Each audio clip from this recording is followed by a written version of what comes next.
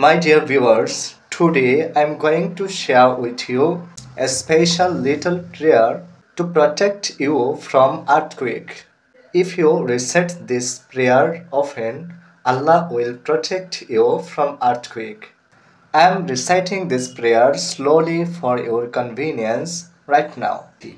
Allahumma inni a'udhu bika bi'azmatika an ughtala min tahti.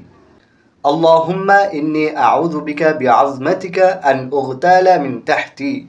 The meaning of this prayer is, O Allah, I seek refuge in your greatness, from making me raise to the ground.